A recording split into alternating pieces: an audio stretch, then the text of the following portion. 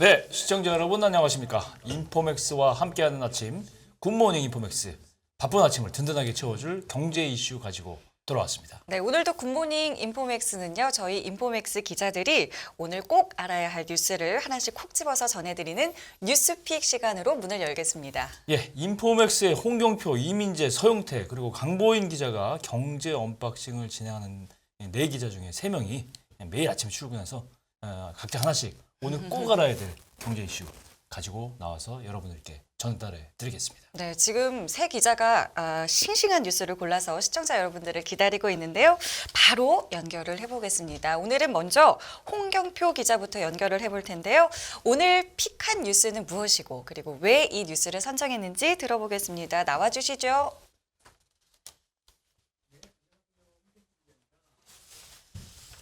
오늘 제가 들고 온 기사는 이제 연합뉴스의 OECD 한국 부채 비율이 이제 2060년 140%를 넘어가서 이 국민연금 수급 연령을 높여야 된다는 이 기사 내용입니다.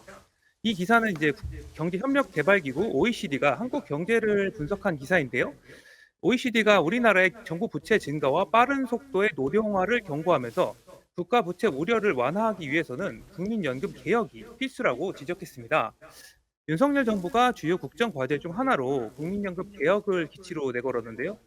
OECD까지 국민연금 제도를 손볼 필요가 있다며 개혁에 힘을 실어주면서 국민연금 개혁에 이제 속도가 붙을지 이제 국민의 관심이 집중되는 상황이어서 이 기사를 픽하게 됐습니다.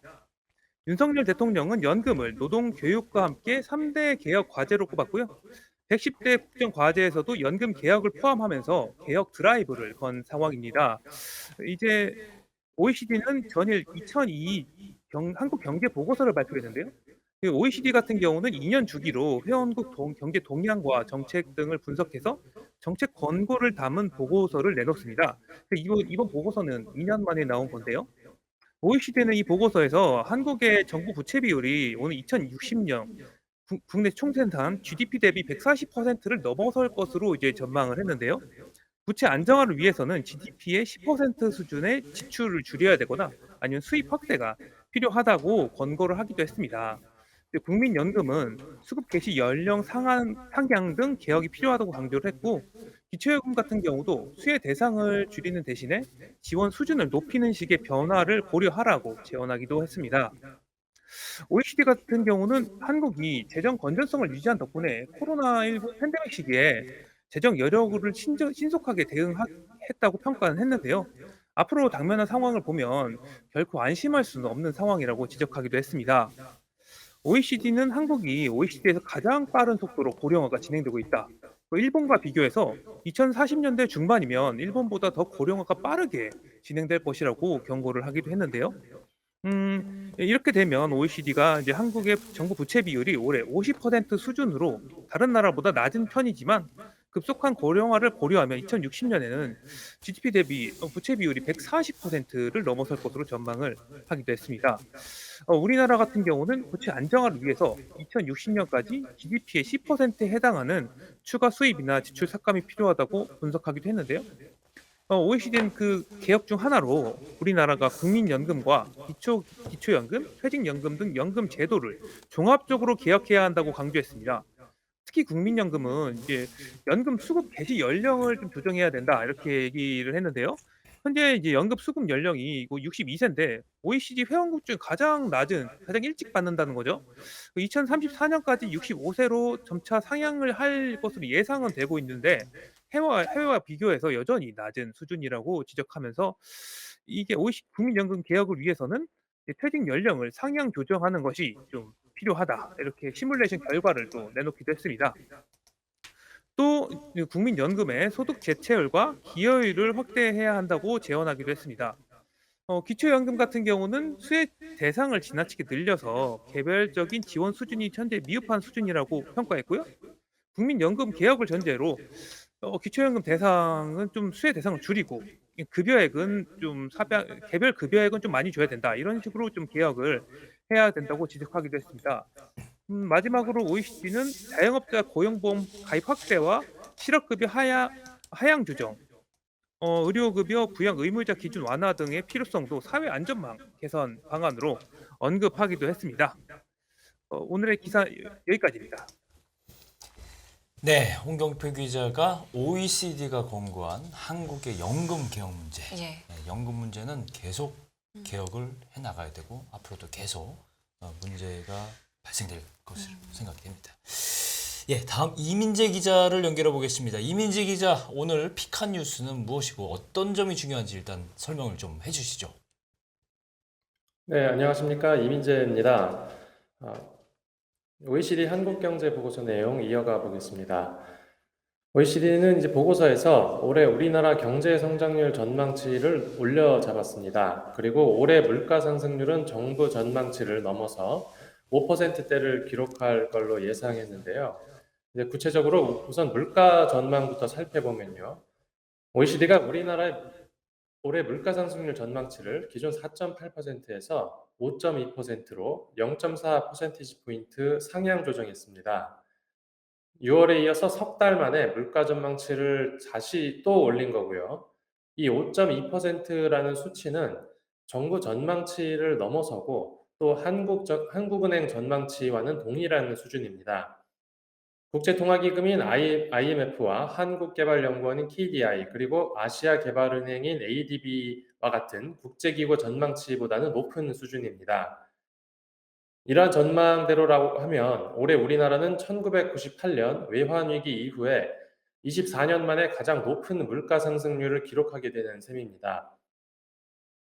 올해 들어 지난 8월까지 누계로 보면요. 물가 상승률이 이미 5%까지 올라갔습니다. 정부 전망치가 4.7%인데 이를 달성하려면 남은 기간 동안 물가 상승률이 전월 대비 하락세를 보여야만 하는 상황이기 때문에 사실상 정부 목표치는 달성이 어렵다는 평가고요. 연간 5%대의 물가 상승률도 기정사실화했다고 봐야 한다는 분위기가 조성됐습니다.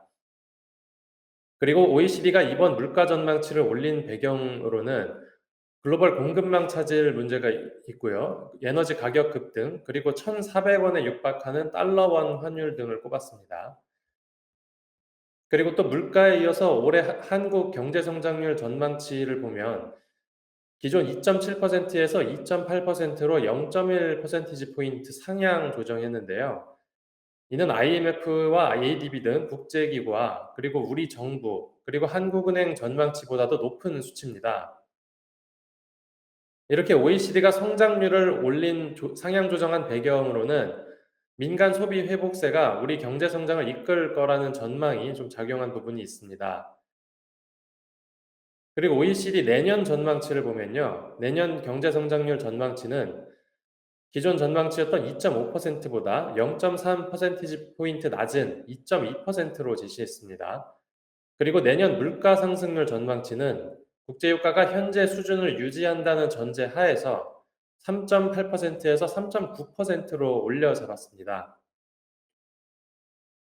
그리고 OECD가 제시한 향후 위험 요인, 즉 리스크 요인으로는 우크라이나 전쟁이 장기화할 수 있다는 부분과 그리고 우리나라의 높은 가계부채, 그리고 주택가격 하락세 등을 꼽았습니다.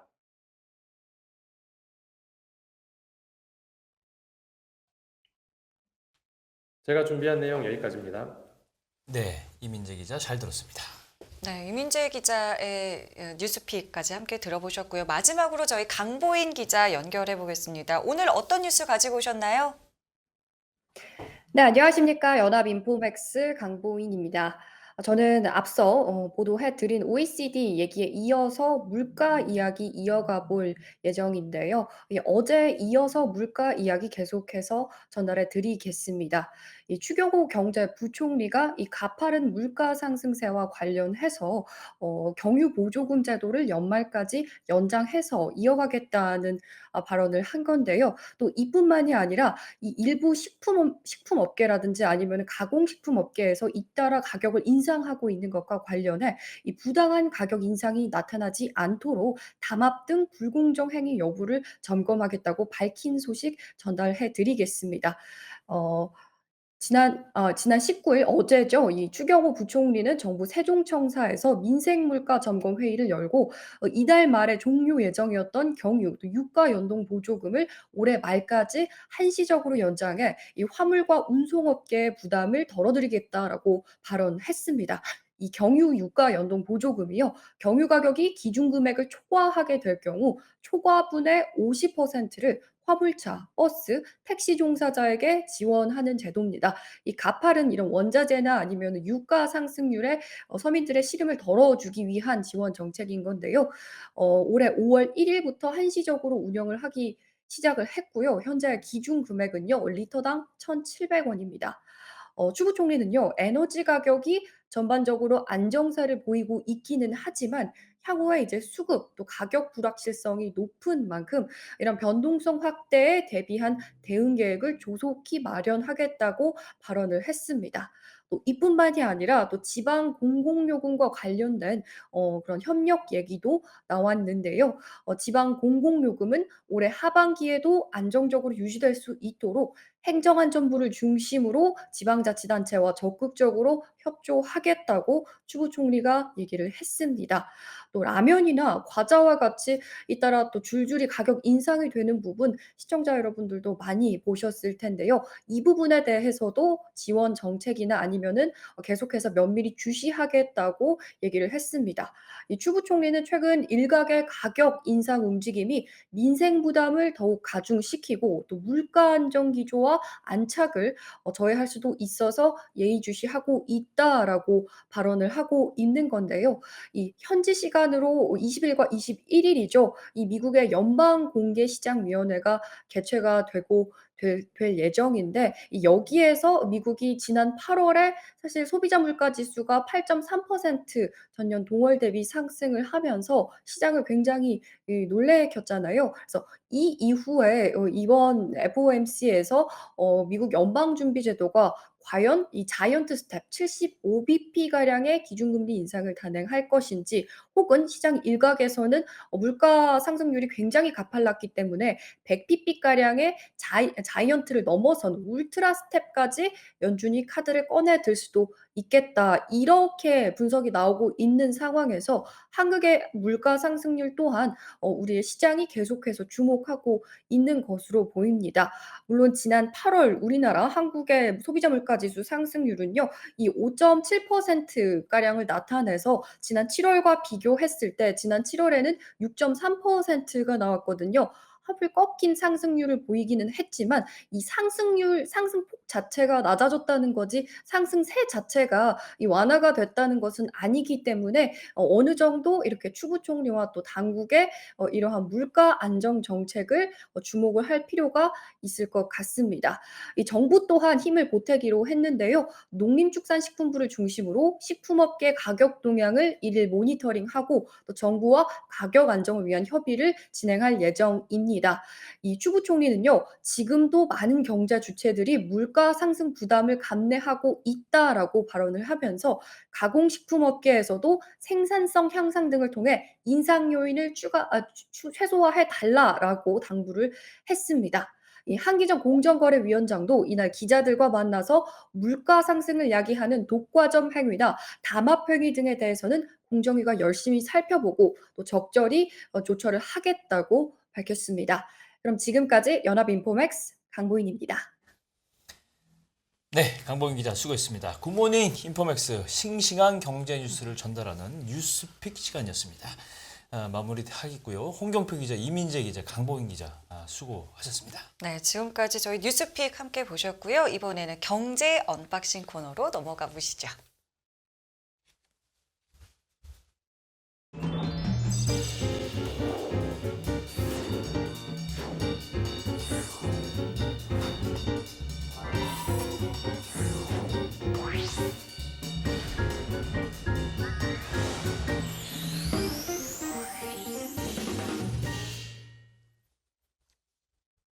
인포맥스와 함께한 아침 굿모닝 인포맥스 경제 이슈를 열어보는 경제 언박싱 시간입니다. 네, 오늘도 깊이 있는 소식을 쉽고 재미있고 정확하게 전달해 드릴 텐데요.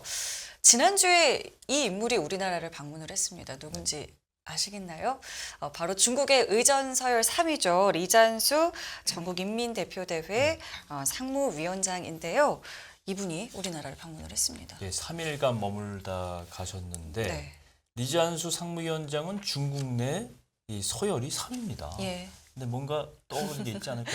네, 제가 이거를 보면서 생각을 했던 게 미국의 의전설 3위였죠. 제니 딜런 미 재무장관도 우리나라를 7월에 방한을 했던 점이 떠올랐습니다. 아, 예. 결국 이제 미중 간 어떤 무역 갈등이 첨예하게 대립을 하면서 예. 리잔스 전미대 상무위원장이 이제 어떤 발언을 남기고 떠났는지 그리고 예. 우리에게 남겨진 숙제, 과제는 뭔지 서영태 기자와 함께 알아보도록 하겠습니다. 서 기자 어서 오세요. 안녕하세요. 네. 네, 지금 저희가 이야기했지만 이 리잔수 상무위원장이 방한을 했습니다. 그동안 우리나라 같은 경우에는 이제 뭐 중국보다는 좀 미국과의 관계에 좀 집중을 했다라고 저희가 알고 있는데 이번 방문으로 우리나라가 좀 딜레마에 빠졌다 이런 이야기가 많더라고요. 네, 맞습니다. 예, 윤석열 새 정부가 출발하면서 아무래도 중국과의 관계보다 한미 동맹을 좀 강조를 했는데요. 일단은 배경부터 설명하자면 이제 중국 공산당 서열 3위죠. 예, 시진핑 주석이 1위고 리커창 총리가 2위고 리잔수 전국인민대표대회 상무위원장이 3위입니다. 지난 16일 날 윤석열 대통령이랑 만난 자리에서요.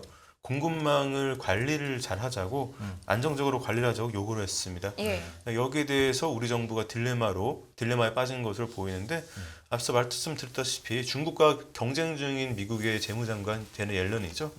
예, 올 7월 방한을 통해서 글로벌 공급망에서 중국을 견제하는 중국을 빼야 된다 뭐 이런 식의 발언을 좀 쏟아냈었습니다. 그렇죠. 그러니까 옐런이 와서 예. 미국은 이제 먼저 한국과 이제 여러 가지 관계를 돈독하게 하려고 하는데 미국에서는 이제 중국을 견제하라 이런 메시지가 있는 거죠.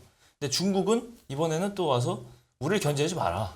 뭐 이런 얘기를 하는 상황인데 뭐 막말로 하면 고래 싸움에 새우등 터진다. 뭐 이런 얘기가 되겠는데 리잔수 상무위원장 방안에서 무슨 일정을 소화하고 있는지 좀 알아볼까요?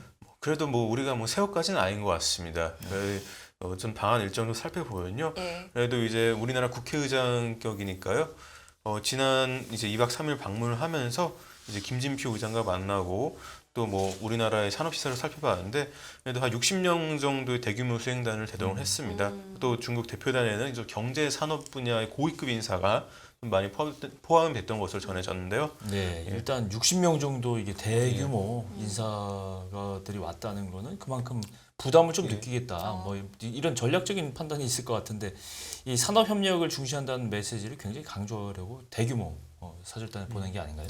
이게 뭐 예전에 뭐 그런 사절단 이런 개념이라보다는 사실은 이분이 해외 순방 중이셨어요. 네. 몽골도 가시고 네팔도 가시고 예. 해외 순방하시다가 그러다 보니까 이제 수행단 규모가 좀 크지 않았나 그렇게 생각이 들고 뭐 제가 뭐 그 실제로 뭐 저도 이제 근데 그래도 한국을 약간 이번 순방에 좀 하이라이트로 좀 뽑으셨던 게 아무래도 중국 언론에서 좀 많이 다루더라고요. 예, 그리고 특히 한국 방문에서는 좀 배터리 관련해가지고 배터리 산업 관련해서 공급망 이슈가 좀 부각이 됐던 걸로 저는 좀 이렇게 해석을 하고 있습니다. 네. 예.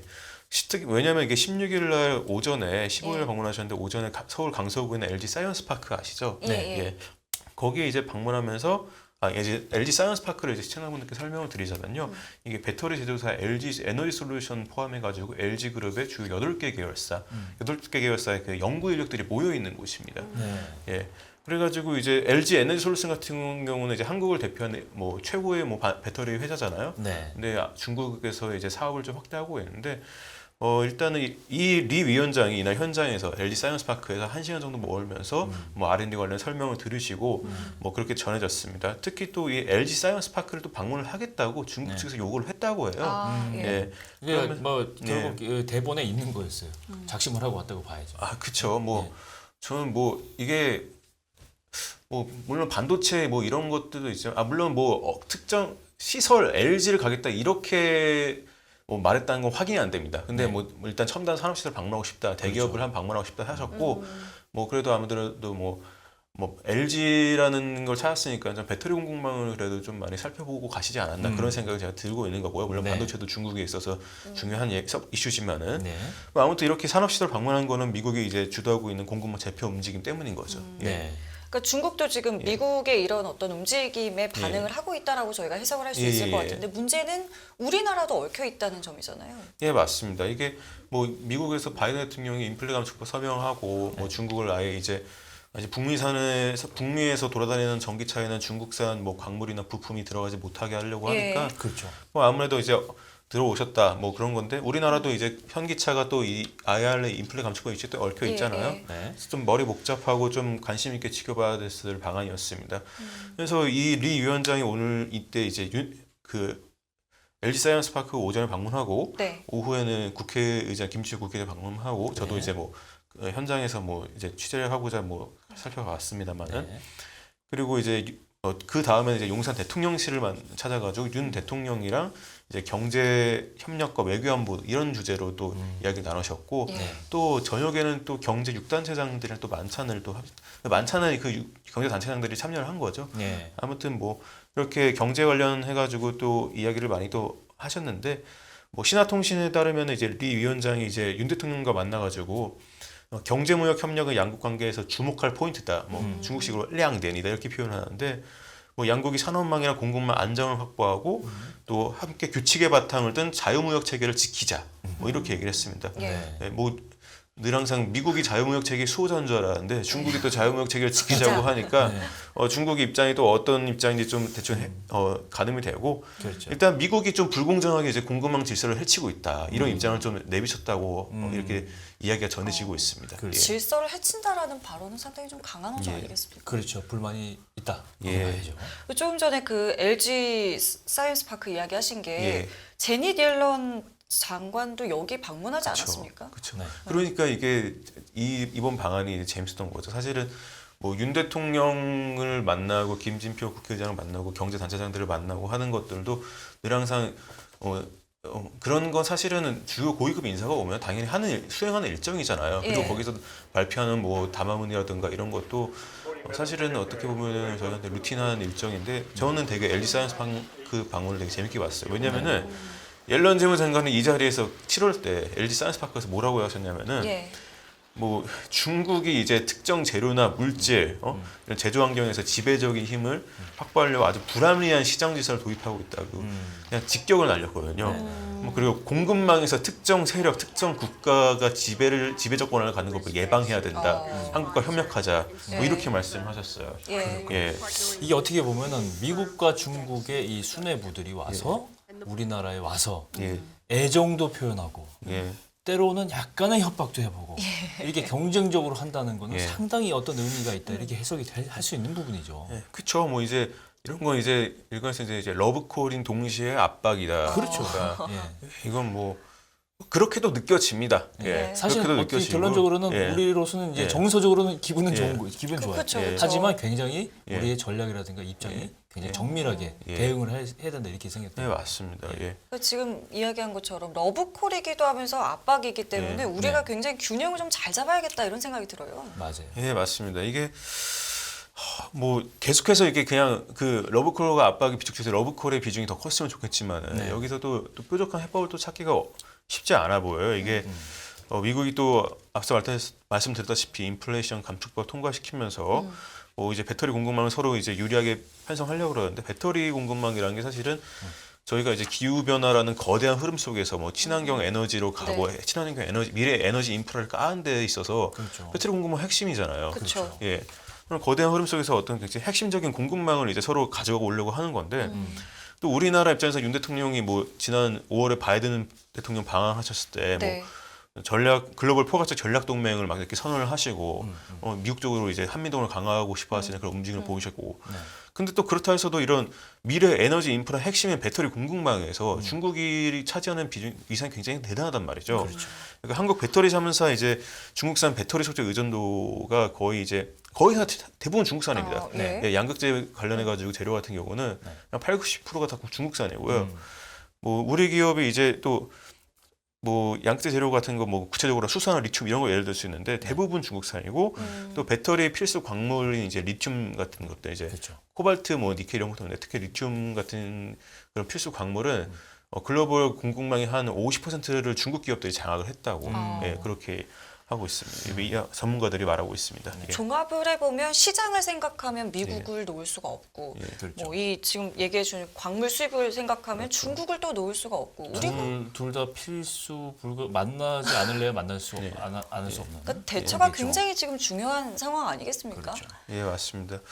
뭐 이것도 뭐 여러 가지 대응 방안이 또 꼽히는데 사실은 뭐 수직 계열화를 하나 또 꼽을 수 있을 것 수직 같아요. 계열화요? 기업의 수직 통합을 하나 꼽을 수 있는 게 뭐냐면 우리가 이제 좀 자체적으로 이제 배터리 공급망을 하나 이제 업스트림부터 다운스트림까지 이제 채굴부터 배터리 광물의 채굴부터 뭐 전기차의 완성 제조까지 뭐 이런 거를 딱 그 원큐로 해결할 수 있으면 우리 산업이 그럼 가능한 거예요. 근데 실제로 이제 글로벌 배터리랑 전기차 메이커들은 이런 것들을 실현을 해 나가고 있습니다. 그렇죠. 예. 테슬라 최근 뉴스 나왔었는데 뭐 테슬라 투자자들 많으시고 관심 많으니까 아실 겁니다. 네. 텍사스에 공문을 보내가지고 네. 이제 Sustainable Product Line, 그러니까 지속 가능한 생산 라인을 구축하려고 우리가 텍사스 해안가에다가 리튬 정제 공장을 만들겠다. 네. 그러니까 이제 전기차랑 배터리는 테슬라가 기본적으로 자체 생산을 하고 있었잖아요. 네. 근데 여기에 더해서 배터리 소재까지 가공을 하겠다. 뭐 이런 이야기를 했고 네. 또 이제 일본 도요타의 경우는 이제 관계사인 도요타 통상이 이제 배터리 재료 조달을 하고 있습니다. 네. 예, 일본 도요타도 이제 전기차로의 전환을 하고 있는데 뭐 통상이 이제 뭐 합작사도 만들고 해가지고 채굴을 직접 하고 있기도 하고요. 네. 뭐 이제 테슬라나 도요타 같은 경우는 이제 전기차 업체들의 어떤 배터리 재료의 조달 뭐 이런 거였는데 중국 업체 같은 경우는 이제 리튬 채굴 업체들, 그냥 배터리 재료들 조달하는 업체들이 네. 이제 배터리까지 만들고 전기차까지 만들고 뭐 이러고 있습니다. 네. 이제 중국의 최대 리튬 채굴을 하는 업체고 또 가공하는 업체 강펑 리튬 이것도 한국 투자자들 많이 들어보셨을 거예요. 네. 지금 자체적인 배터리 제조 산업을 키우고 있습니다. 뭐 반고체 배터리 같은 것들을 이제 만들고 있다고 하건데요.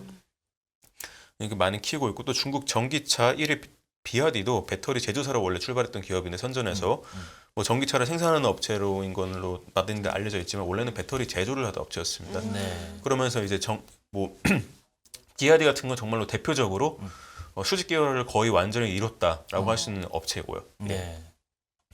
아무튼 뭐 그렇다 해서 우리 산업계가 뭐 이제 뭐 이런 뭐 글로벌 기업들처럼 뭐 수직 통합도 아예 안 하고 있는 건 아니고요. 손 놓고 있는 건 아니고 예를 들면 뭐 호주 광산의 지분 인수라던가 네. 아니면 합작사를 설립해가지고 뭐 배터리 광물을 캔다거나 이런 움직임들은 뭐 있습니다. 뭐 LG 에너지 솔루션, 뭐 포스코 케미칼 뭐 대표적으로 다 이렇게 그런 기업들인데 그래도 좀 부족해요. 네. 예, 좀 부족하고 아무래도 우리 정부의 좀 전폭적인 좀 지원이 필요하지 않나 뭐 그런 생각을 제가 하고 있습니다. 예. 그렇군요. 글로벌화가 이 사실상 깨졌다 이런 예. 지적이 나오면서 제일 문제가 이제 리쇼링을 할 수밖에 없고 예.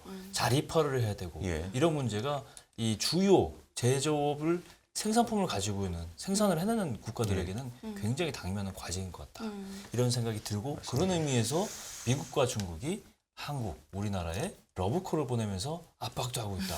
이렇게 생각이 드는 그런 상황인데 어쨌건 정부 말씀하신 서영태 기자 얘기한 대로 정부의 지원과 전략이 예, 맞습니다. 앞으로는 더 정밀하게 좀 마련이 돼야 된다. 예. 이렇게 생각이 됩니다. 네, 이와 관련해서 좀 업데이트 내용 있으면은 저희 예. 경제 언박싱에서 또 이야기 다뤄도 좋을 것 같습니다. 네. 자, 그럼 저희 지금까지 서영태 기자와 함께 중국 3위 방한과 그리고 배터리 공급망을 확보해야 할 우리의 상황에 대해서 짚어봤고요. 다음 시간에도 저희 알찬 내용 기대하겠습니다. 오늘 말씀 고맙습니다. 예, 감사했습니다. 네, 수고하셨습니다. 예. 예, 깊이가 다른 경제뉴스 연합뉴스 경제TV 경제를 읽으려면 꼭 알아야 할 이슈들 다 정리해드리고요. 여러분들의 생각은 어떠신지 연합뉴스 경제TV 유튜브 채널에 댓글로 많이 부탁드리겠습니다. 네, 저희는 오늘 여기서 인사드리겠습니다. 내일 다시 인사드리겠습니다. 저희 예, 지금까지 김경훈 성님이었습니다. 고맙습니다. 감사합니다.